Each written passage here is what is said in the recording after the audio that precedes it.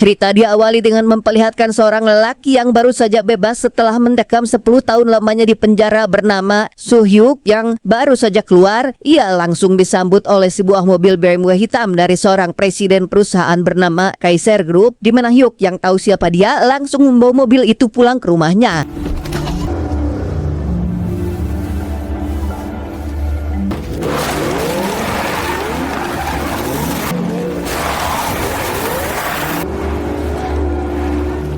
Di tempat lain, terlihat seorang bos gangster bernama Unggok dan anak buahnya bernama Song Jun. Mereka sedang berbincang terkait salah satu rekannya yang baru saja keluar dari penjara setelah 10 tahun lamanya menginap di sana, yang rupanya Unggok ini adalah presiden dari Kaiser Group atau orang yang telah memberikan hadiah kepada Soo-hyuk, dan orang yang sedang mereka bicarakan saat ini tiada lain dan tiada bukan adalah Soo-hyuk itu sendiri. 10년 전에 우리가 아닌데 지금 주역이. Di tempat lain, Soo-hyuk pergi menemui seorang wanita di sebuah kontrakan kumuh di pinggiran kota, yang rupanya wanita itu adalah pacar Hyuk yang telah dia tinggalkan selama 10 tahun lamanya.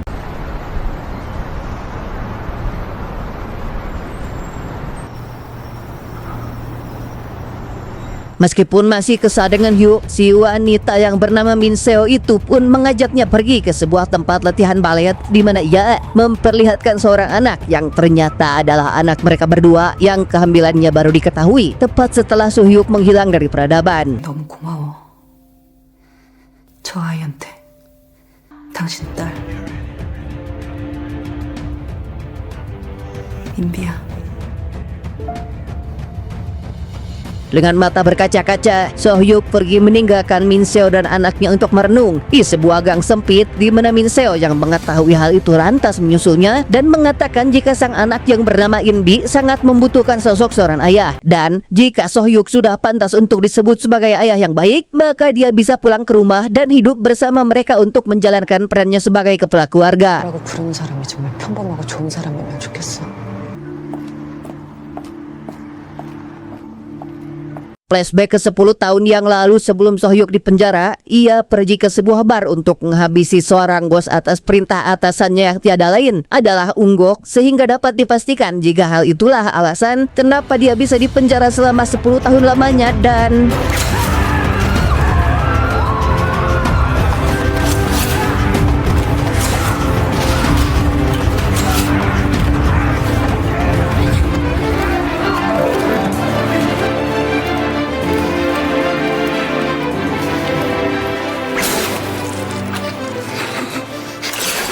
kembali ke masa kini, Soo-hyuk yang masih terngiang dengar perkataan Min Seo langsung pergi ke kantor Kaiser Group untuk bertemu dengan Unggok. Namun sebelum bertemu dengannya, Soo-hyuk harus melewati Song Jun terlebih dahulu sebelum benar-benar bisa menemui orang yang paling penting di tempat itu. 빠릅니다 형님. 네?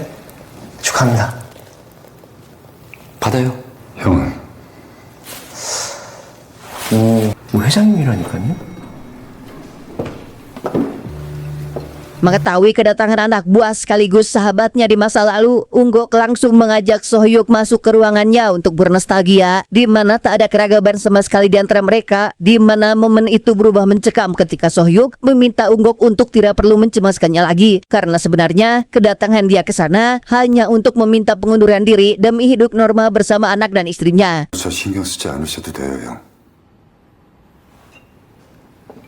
Disinilah kita akan tahu apa yang sebenarnya terjadi di masa lalu ketika dia menghabisi bos besar di dalam bar 10 tahun yang lalu. Rupanya Soo-hyuk sudah berniat untuk berhenti dari pekerjaannya sejak lama, dan untuk yang terakhir kalinya dia ingin menuntaskan misi untuk Unggok dengan menghabisi musuh besarnya agar Soo-hyuk bisa segera berhenti dan hidup bersama Min Seo, orang yang sangat dia cintai.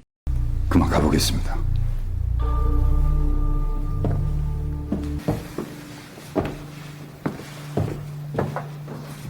Sebelum pergi meninggalkan ruangan, Unggok memberikan sekantong uang agar Soo-hyuk bisa menikmati masa pensiunnya, di mana uang itu tidak dia ambil sepeser pun, membuat Unggok merasa sakit hati karena beranggapan jika dirinya tidak pernah Soo-hyuk pikirkan. Sehingga Unggok langsung menyuruh Song Jun untuk mengawasi dan mencari tahu siapa saja orang yang saat ini berada di dekatnya. Di tempat lain, terlihat Min Seo pergi ke rumah sakit untuk memeriksa penyakitnya yang ternyata dia tengah mengidap penyakit bernama anemia atau kekurangan sel darah merah, di mana si dokter menyarankan agar Min Seo terus mengonsumsi obat yang sudah diresepkannya dengan harapan Min Seo dapat segera sembuh dari penyakitnya itu. 네. Sepulangnya dari rumah sakit, Min Seo segera menjemput anaknya sepulang sekolah yang ketika mereka sedang berduaan, dia bertanya kepada anaknya terkait bagaimana kalau sebenarnya Inbi memiliki seorang ayah, di mana Inbi menjawab jika dia hanya memiliki seorang ibu dan sudah bahagia dengan kondisinya yang sekarang ini. 나한텐 없는 거. 하구나. 무슨 소리야. 인비가 얼마나 재밌는데. 내가 Setelah dari Kaiser, Sohyuk pergi menemui salah satu rekannya mantan pegawai Kaiser Group, di mana si rekan yang sekarang sudah hidup normal pun meminta Sohyuk agar tidak menemuinya lagi karena untuk bisa hidup normal dia sudah melewati banyak kesakitan yang jika kesakitan itu datang untuk yang kedua kalinya maka dia bisa membahayakan anak dan istrinya yang sangat dia sayangi. 아들 엄마 중국에서 만났어요. 우리 딸내미 형. 우리는 죄송합니다. 내가 그때 찾아갈게요. Baru saja keluar dari rumah rekannya, Sohyuk dihampiri oleh Song Jun yang memintanya untuk memikirkan kembali apa yang sudah dia katakan pada si Presdir. Namun karena tidak mendapatkan tanggapan, Song Jun mulai berbicara kurang ajar kepada Sohyuk, di mana Sohyuk sendiri akan memikirkan apa yang Song Jun katakan dan mulai berhati-hati seperti apa yang disarankannya. 그래, 알았다. 내가 조심할게. Setelah ditinggal pergi oleh Sohyuk, Song Jun langsung menghubungi dua preman muda bersaudara bernama Jin Ah si kakak dan Woo Jin si adik, di mana dia meminta mereka berdua untuk menghabisi Sohyuk dengan cara yang paling normal, tidak seperti pekerjaan sebelumnya yang mereka lakukan, yaitu meledakkan sebuah gereja di siang hari yang tentunya akan menimbulkan kekacauan. 가나안이 어디야? 축복받은 땅. 아, 뭔 개소리야 또 이씨. 어디다 모셔 이 새끼야. 조용히 처리를 하라니까. 일 하나 더 해. 일? Awalnya Jin bersaudara akan melakukan pekerjaannya dengan cara mereka, namun karena Song Jun berjanji akan membayarnya 4 kali lipat dari upah biasa, mereka berdua pun mengiyakan dan akan melakukan pekerjaannya senormal mungkin. 평범하게. Esok harinya ketika Min Seo mengantarkan Inbi ke sekolah, ia mendapati Sohyuk berada di seberang jalan dengan membawa sebuah hadiah di tangannya, di mana Min Seo yang ingin menjauhkan anaknya dari Sohyuk pun menyuruh Inbi berangkat sendirian, sedangkan dia sendiri langsung pulang ke rumah tanpa menghiraukan orang yang sedari tadi menunggunya.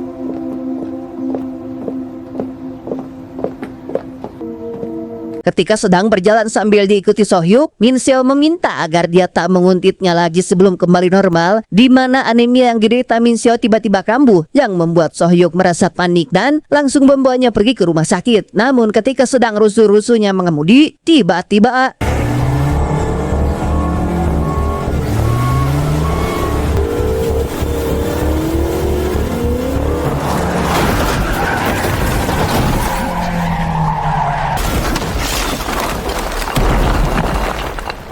ya, rupanya itu semua dilakukan oleh Jin bersaudara, di mana mereka memilih mundur ketika Sohyuk keluar dari mobilnya.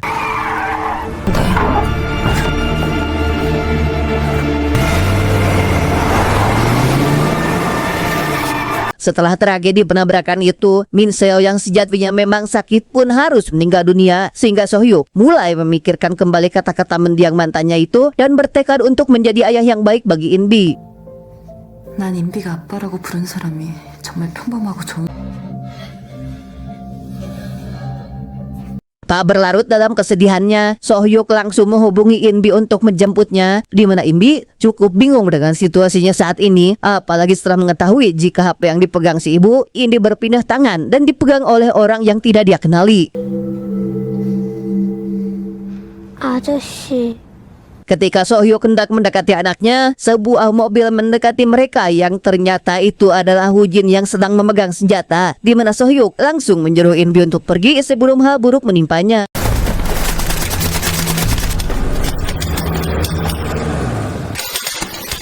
Woo-jin langsung mengejar Sohyuk yang terluka akibat terkena tembakan paku di tubuhnya. Sedangkan Jin-ah memilih untuk mengikuti In-bi karena tahu jika dia adalah orang yang sangat berharga bagi Sohyuk.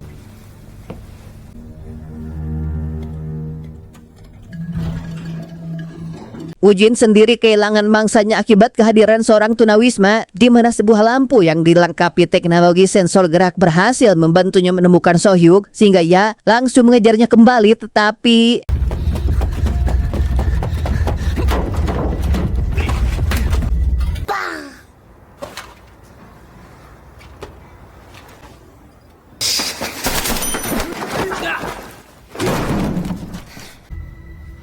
Jin-ah yang khawatir karena saudaranya masih belum menghubunginya pun langsung meneleponnya terlebih dahulu. Namun karena Sohyuk yang mengangkatnya, ia pun sadar jika Woo-jin sudah dikalahkan, sehingga Jin-ah tanpa panik juga menculik In-bi agar mereka sama-sama mempunyai Sandra.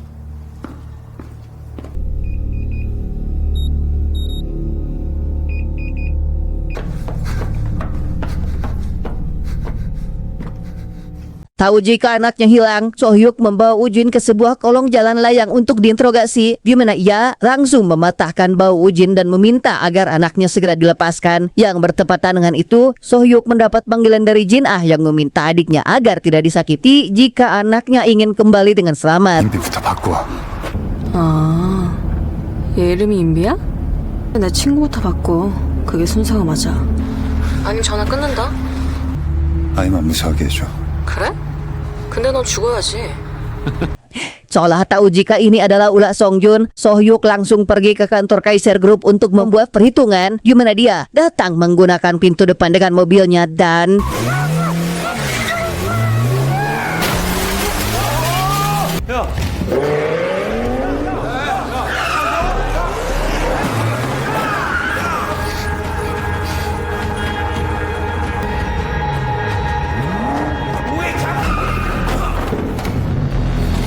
setelah anak buahnya tak berdaya, Sohyuk langsung turun untuk menghajar Songjun. Namun baru saja dia akan menghabisinya, datanglah seorang penjaga paling kuat yang langsung membawanya untuk diajak bertarung.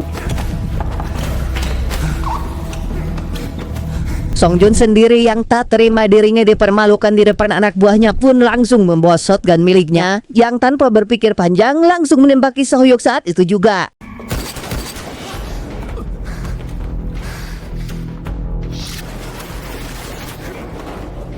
Ketika sedang terpojok itulah, Sohyuk mendapat pencerahan dari Woo-jin untuk melarikan diri karena jika dia mati di sini, maka tidak akan ada seorang pun yang bisa menemukan keberadaan anaknya.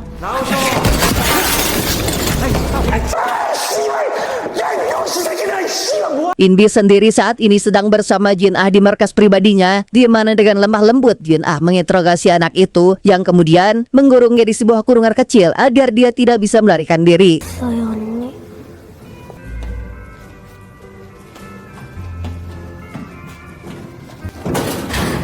어차피 금방 헤어질 사이잖아, 우리.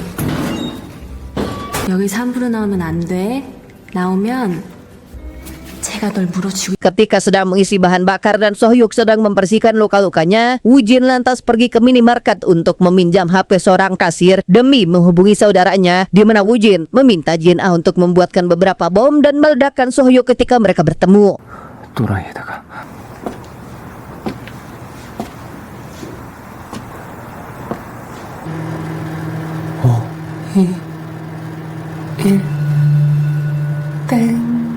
Setelah selesai menelpon itulah, Sohyuk langsung dihubungi Jin-ah untuk mengajaknya bertemu di suatu tempat sesuai dengan arahan yang nantinya akan diberikan Woo-jin. 없잖아. 한숨 자고 내일 봐. Esok harinya, In-bi berniat untuk kabur dari tempatnya ditahan, di mana hal itu harus kandas ketika Jin-ah yang sedang bersantai sambil menikmati sarapan pagi melihatnya berjalan tepat di depannya.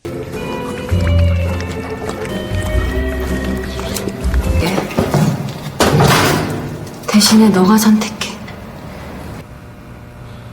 나도 어떻게 될지 모르겠다. 알겠지? 나도 내 친구 찾아야 되거든. Songjun sendiri ditemui Unggok untuk memberinya peringatan terkait apa yang sudah dia perbuat semalam, di mana kerusakan yang diperbuatnya sangat membuat Unggok marah sehingga menyuruh salah satu anak buahnya untuk memberikan Songjun pelajaran.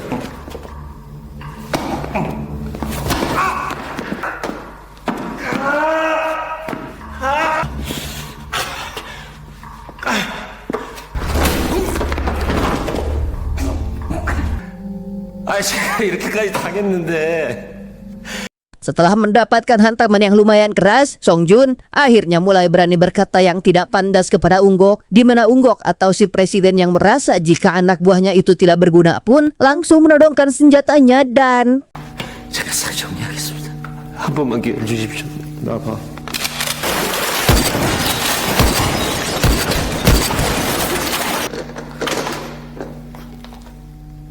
di tempat lain, terlihat Jin Ah sedang mempersiapkan amunisinya untuk misi penyelamatan sang adik. Gimana ya? Membuat puluhan bom demi menghancurkan Sohyuk, berharap dia bisa membunuhnya dengan bom tersebut.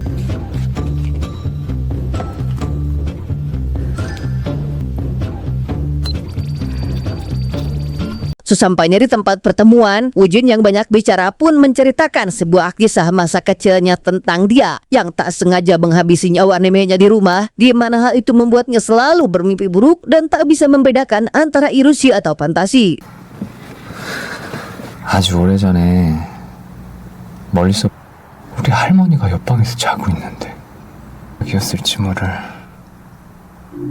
내 옛날 얘기야? 나도 얘기 하나 해줄게.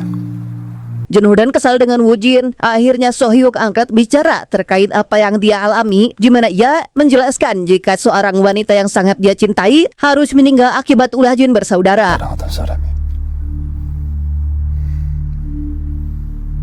Tepat ketika cerita itu selesai, datanglah Jin Ah yang berniat untuk menjemput saudaranya. Dan ketika Woo-jin berhasil keluar dari mobil, Jin Ah segera melemparkan sebuah bom ke arah mobil Sohyuk sehingga ketika mobil BMW milik Sohyuk kembali dinyalakan, Woo-jin akhirnya meminta sang kakak untuk segera pergi dari sana karena Woo-jin sadar jika Sohyuk adalah orang yang sangat berbahaya.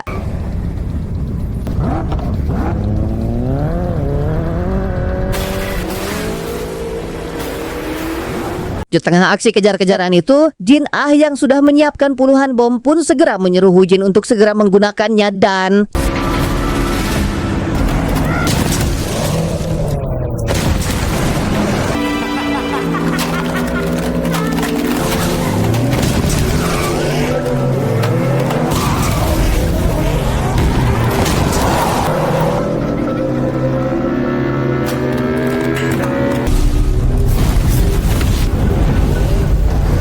meskipun puluhan bom sudah disebar, tapi tidak ada satupun darinya berhasil menghentikan pergerakan Sohyuk, di mana dia berhasil mengalahkan jin bersaudara dan langsung menangkap mereka untuk diinterogasi.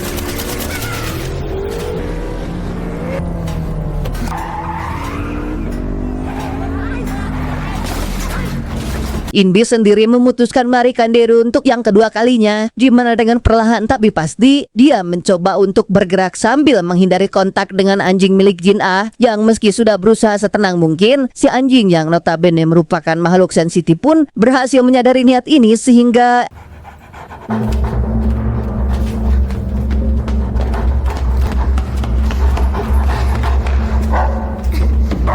ketika hendak membuka pintu, rupanya Jin Ah sudah mengunci pintunya dari luar. Yang betapa kagetnya Inbi ketika menyadari seseorang misterius baru saja membuka pintunya dari luar, di mana si anjing buru-buru menyergap orang itu. Yang betapa sialnya dia karena sudah berurusan dengan orang yang salah.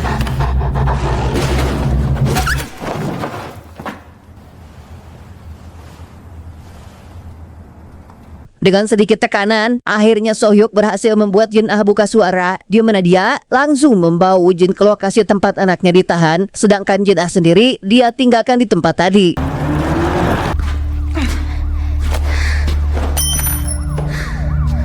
Sesampainya di markas, Woo-jin langsung dibuat sedih tatkala melihat hewan peliharaan kesayangan saudarinya mati dengan kondisi yang mengenaskan, yang ternyata hal itu disebabkan oleh anak buah Unggok yang sudah menunggunya cukup lama.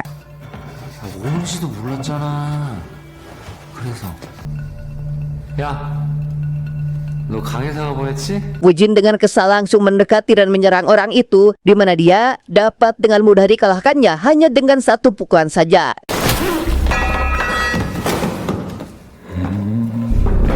Setelah Woo-jin tumbang, kini giliran Sohyuk untuk menyerang dan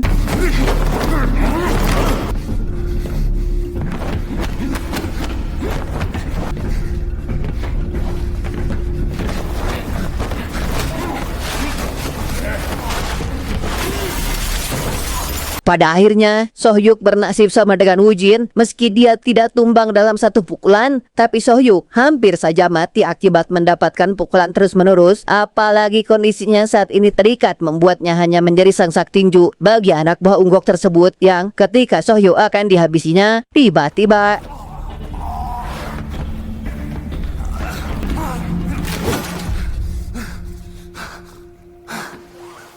네가 감히 우리 쇼 Woo-jin berhasil menyerang orang itu dengan linggis dan membuatnya tumbang saat itu juga.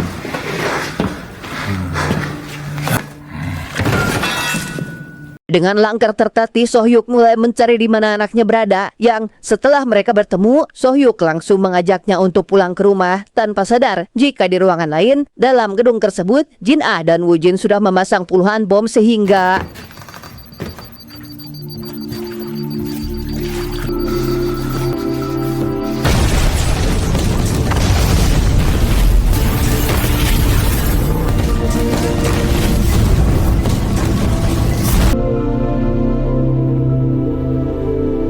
setelah meledakan markasnya sendiri, Jin-ah dan Woo-jin langsung pergi dengan menggunakan mobil milik Sohyuk. Namun sialnya, tepat di tengah jalan di sebuah persimpangan, mobilnya langsung mati yang tiba-tiba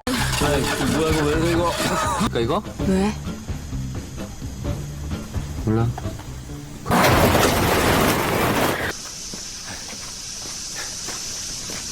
rupanya orang yang menabrak mereka adalah Song Jun yang menganggap jika pengendara mobil itu adalah Sohyuk, di mana Woo-jin yang mengetahui kekecewaan Song Jun atas kegagalannya pun mulai menertawakannya sambil meminta upah yang sudah Song Jun janjikan kepada mereka. 돈이나 좀 개새끼야. Song Jun sendiri pastinya merasa kesal dengan kedua kakak beradik itu, sehingga ia memutuskan untuk membunuh mereka yang tengah sekarat. Tetapi 야, 해봐.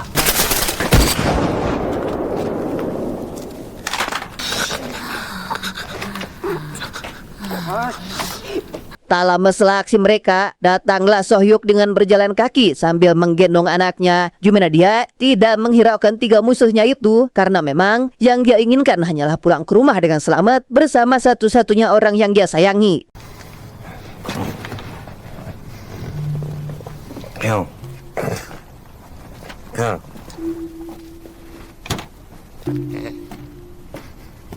Pada akhirnya, Sohyuk dan Inbim mulai menjalani kehidupannya sebagai ayah dan anak, di mana mereka menghabiskan waktunya berdua tanpa ada orang lain yang mengganggunya.